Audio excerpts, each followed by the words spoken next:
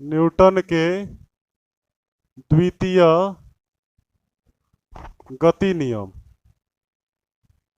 या गति के लिए न्यूटन का द्वितीय नियम ना जी।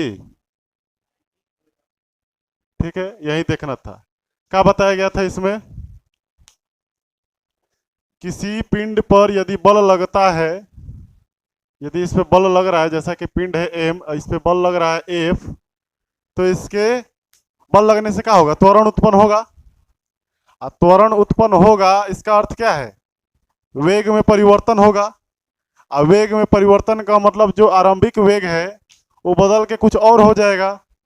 और जैसे ही वेग में परिवर्तन हुआ तो आपको पता है संवेग का फॉर्मूला क्या होता है? P बराबर एम भी। तो शुरुआत में आपका m कुछ है, मान के चला जाए m 2 kg है, और शुरुआत का स्पीड जो है आपका 2 मीटर प्रति सेकेंड है। बाद में इसका स्पीड हो गया वेग 4 मीटर प्रति सेकेंड। द्रव्यमान तो वही रहेगा 2 kg। तो शुरुआत में संवेग निकालिएगा एम भी के अनुसार से, पी आई इनिशियल वाला, तो कितना आएगा? द्रव्यमान 2 गुने शुरुआत का वेग 2, यानी कि 4 आ जाएगा केजी मीटर पर सेकेंड। बाद का निकालने जाइएगा तो क्या कहता है? 2 गुने स्पीड 4, 8 केजी मीटर पर सेकेंड, यानी 4 से 8 हो गया, संवेग में परिवर्तन आ गया। कितना का? 4 का। ऐसा होने में कुछ टाइम भी लगा होगा, समय भी लगा होगा। तो समय के सापेक्ष में संवेग में कितना परिवर्तन आ रहा है उसके डायरेक्टली प्रोपोर्शनल होता है कौन? आरोपित बल। यानी किसी पिंड पर लगाया गया बल पिंड में समय के सापेक्ष संवेग में हो रहे परिवर्तन के दर के समानुपाती होता है। ये नहीं लिखाया गया था? या फिर पिंड के संवेग में परिवर्तन का दर उस पर लगने वाले बल के समानुपाती होता है। एफ जो है, एफ प्रोपोर्शनल है सीधा सीधा किसका? संवेग में परिवर्तन के दर का। समय के सापेक्ष में परिवर्तन का दर निकालना है। अब परिवर्तन कितना प्रकार का होता है? 2 प्रकार के, बड़ा परिवर्तन और छोटा परिवर्तन। बड़ा के लिए डेल्टा का प्रयोग करते हैं और छोटा के लिए डी का प्रयोग करते हैं। ठीक है ना, डी का प्रयोग किया जाता है। तो संवेग में परिवर्तन आपको निकालना है समय के सापेक्ष में, तो छोटा निकालना होगा तो क्या करेंगे? dp/dt। अब बड़ा निकालना होगा तो डेल्टा p/डेल्टा t। ठीक है, दोनों लगा सकते हैं, कोई दिक्कत नहीं है। तात्क्षणिक है तो इसको लगाएंगे, बल यदि बदल रहा है बार बार तो इसको लगाएंगे, और नहीं बदल रहा है तो इसको लगाएंगे। इसको लगा के देख लो क्या आने वाला है। F प्रोपोर्शनल टू डेल्टा p/डेल्टा t। तो डेल्टा p/डेल्टा t। अब प्रोपोर्शनल का साइन हटता है तो वो कांस्टेंट आता है, तो बराबर लगा के आयो कांस्टेंट के माना गया है डेल्टा p/डेल्टा t। कर सकते हैं आसानी से, बहुत आसान है। इसके बाद जो है इधर आप देखिए, तो F बराबर के डेल्टा p क्या होगा? pf माइनस पी आई हो जाएगा, अंतिम संवेग माइनस आरंभिक संवेग, अब बटा में tf माइनस टी आई। यहां से f बराबर के, अब pf अंतिम संवेग कितना होगा? अंतिम संवेग होगा द्रव्यमान गुने अंतिम वेग भी। क्या हो रहा है? लाइट आ रहा है, चमक रहा है। अब हाउ हाउ वाला चमक रहा होगा। अब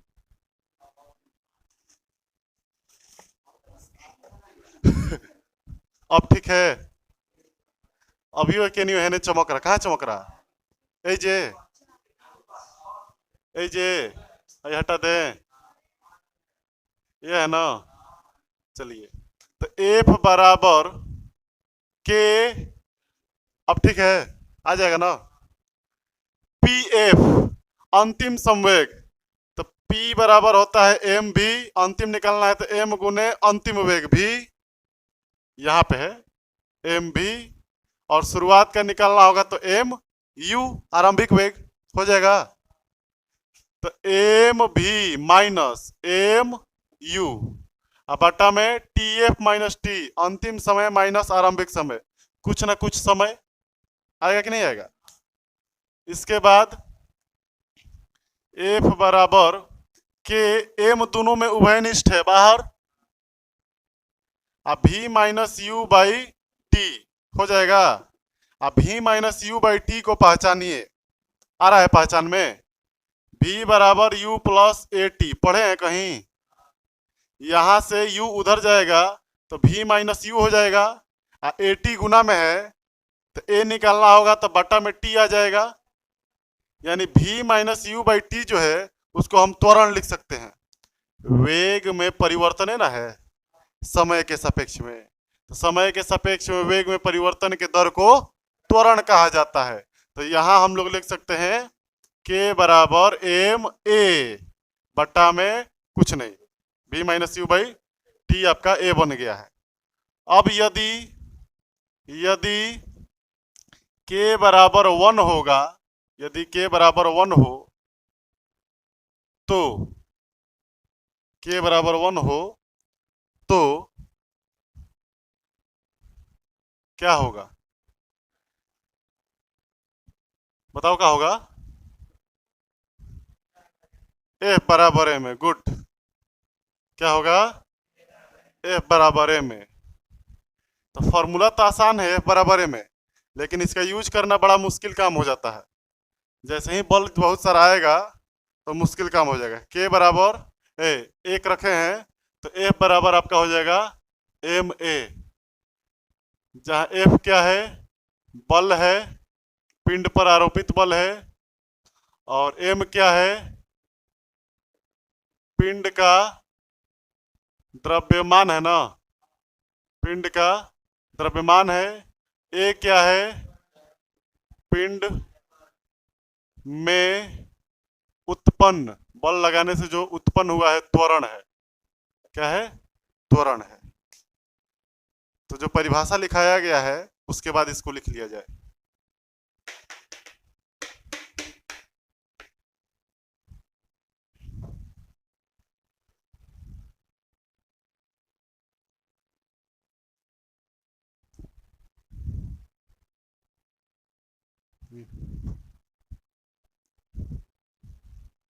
इधर से हो गया होगा।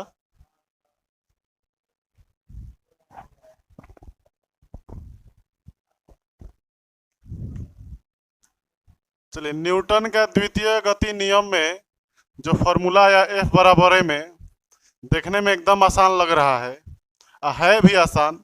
यदि आप कुछ बातों का ध्यान रखते हैं तो एक साथ 3 4 5 8 गो बल आ जाए, कोनो दिक्कत नहीं है। पिंड एक्स में चले, वाई में चले, केनियो चले, कोई भी दिक्कत नहीं। चार बातों का ध्यान रखते हैं तो बड़ी आसानी से आपका बन जाएगा, कोई इसमें दिक्कत वाली बात नहीं है। हम लोग वेक्टर पढ़े हैं, घटक तोड़ना आता है तो सारा काम कर लिया जाएगा। और हार्ड करने का तरीका क्या है, पीछे से आपसे पूछ लेगा। अभी पढ़ लिए एफ बराबर ए में, आपको सवाल दे देता है कि यदि एक पिंड है 2 kg का, ठीक है, और इस पर बल लगाया गया है एफ बराबर 10 न्यूटन का, तो बताइए कि इसका त्वरण क्या होगा। बताओ तो कितना होगा, जल्दी से बनाओ इसको उदाहरण में। 5 होगा ना, आ गया ना आंसर। तो अभी पढ़े हैं तो आसान लगता है, इसी चीज को हम भारी बना देंगे, बस खाली पीछे वाला इसमें डाल देंगे तो पीछे वाला डाल दिया जाता है तो भारी हो जाता है। तो भारी थोड़े है, आपका कमजोरी है, आप पीछे का याद नहीं रखते हैं। कितना है इसका, बनाया जाए। 5 बोलने से नहीं होगा, कॉपी में भी दिखना चाहिए।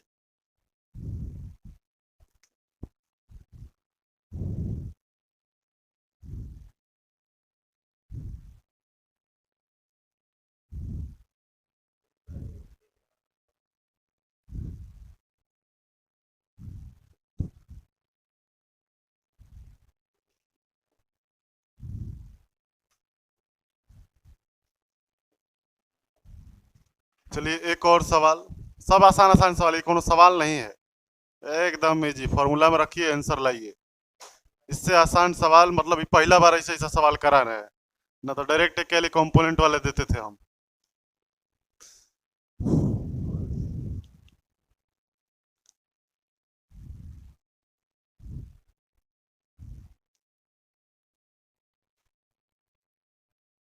पहला का ए बराबर 5 मीटर पर सेकंड स्क्वायर सबका आ गया। इसका कितना आया? 32 केजी मीटर प्रति सेकंड का था। बोलो ना न्यूटन, बल निकाला है ना तो बोलो 32 न्यूटन। वो भी ठीक है, लेकिन डायरेक्टली न्यूटन बोल सकता है ऐसा ही मात्रक। बल निकालना है तो बल के तो फॉर्मूला डायरेक्ट लगेंगे, F बराबर एम ए। एम कितना है? 8, 4 केजी। गुने एक्सेलरेशन त्वरण कितना है? 8, कुल मिला के 32 न्यूटन। ठीक है, ना तक केजी मीटर पर सेकंड स्क्वायर, वो भी ठीक है।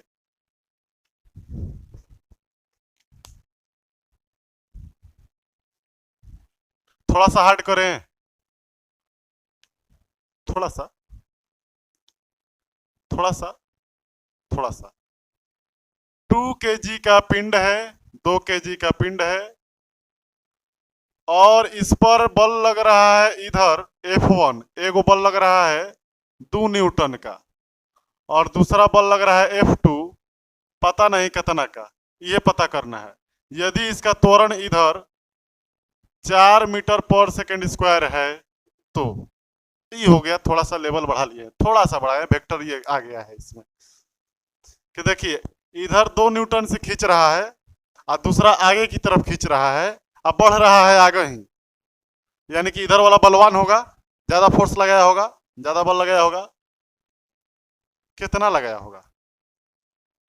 कितना लगाए कि 4 से आगे जाए, उसको संभालते हुए, उसको विरोध करते हुए।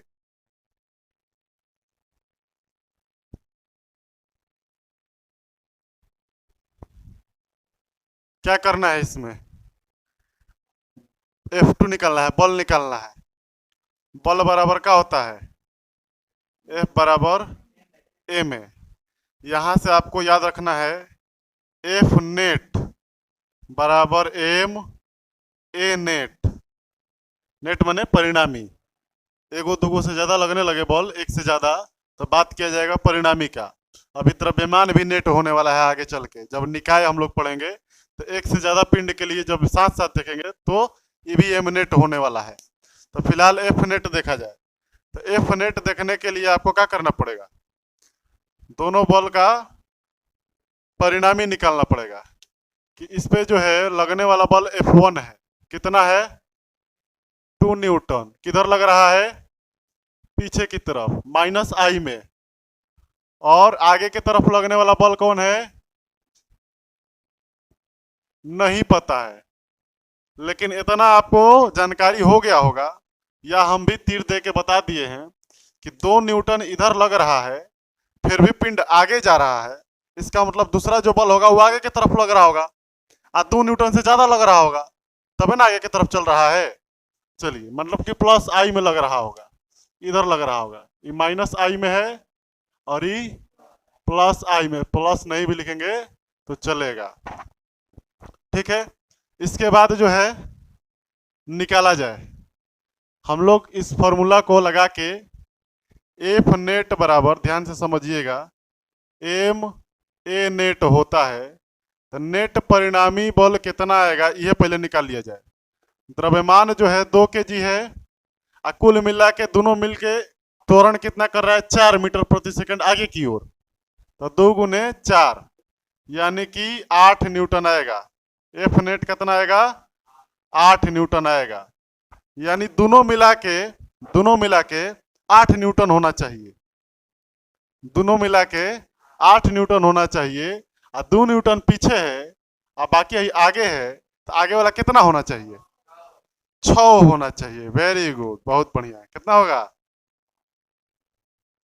विपरीत दिशा में है ना, वेक्टर जोड़ने आता है। सीधा एक दिशा में रहेगा तो क्या कर लेंगे? सीधा सीधा जोड़ लेंगे। अब विपरीत दिशा में घटा लिया जाता है ना, तो दोनों को घटाने पे 8 आना चाहिए। एगो 2 है तो एगो कितना होना चाहिए? एगो 10 होना चाहिए, नहीं होना चाहिए? नहीं, तो तरीका होना चाहिए, नहीं बोले पीछे का जहां डाला गया हार्ड बन गया सवाल, इसको मिटा देना। आपको परिणामी निकालना है, तो परिणामी हम निकाल लिए हैं, कितना आया है 8। उसके बाद डायरेक्टली याद रखते हैं कि दो गो वेक्टर याद है ए बी दोनों को जोड़ा जाता है तो परिणामी आता है root under a square plus b square plus 2ab cos theta. Directly ये बना रहे हैं। और थीटा यहाँ पे आपका 180 है, एक उधर है एक किधर है, तो कितना हो गया 180 डिग्री। तो a square plus b square minus 2ab cos theta हो जाएगा, माइनस 2ab हो जाएगा। cos 180 कितना होगा -1, cos 180 -1, तो -1 है जब आके माइनस कर लेगा। तो r बराबर root under a square plus b square minus 2ab का मतलब होता है a माइनस बी का होल स्क्वायर, यानी r बचेगा a माइनस बी। कब जब थीटा आपका 180 डिग्री हो तब। यदि थीटा 0 डिग्री होता तो यहाँ प्लस होता, cos 0 होता ना, cos 0 कितना होता है 1, तो cos 0 1 होता तो प्लस होता, तो जब प्लस होता तो जब प्लस होता। यानी आपको बहुत बार बताया गया है, फिर एक बार बताया जाए कि दोनों या तीनों या चारों या आठों कईयों को बल हो एक ही दिशा में है तो सबको सीधा सीधा जोड़ लीजिए, विपरीत दिशा में है तो घटा लीजिए, और दोनों आपस में लंब है 90 डिग्री पे है तो हाई पूरा पार्ट 0 हो जाएगा, नहीं हो जाएगा, तो a square plus b square root में बच जाएगा। तो इस केस में आपका दोनों बल कितना पे है 180 डिग्री पे है, तो 180 डिग्री पे है तो इसको कितना रखें कि दूर रहते हुए भी 4 आ जाए या दोनों मिला के 8 आ जाए। तो इधर सर जी मान लीजिए x रखते हैं और इधर 2 रखते हैं, 180 डिग्री पे है तो x माइनस 2 घटाने पे आपका 8 आ जाना चाहिए, यानी x बराबर 10 होगा। सिंपल।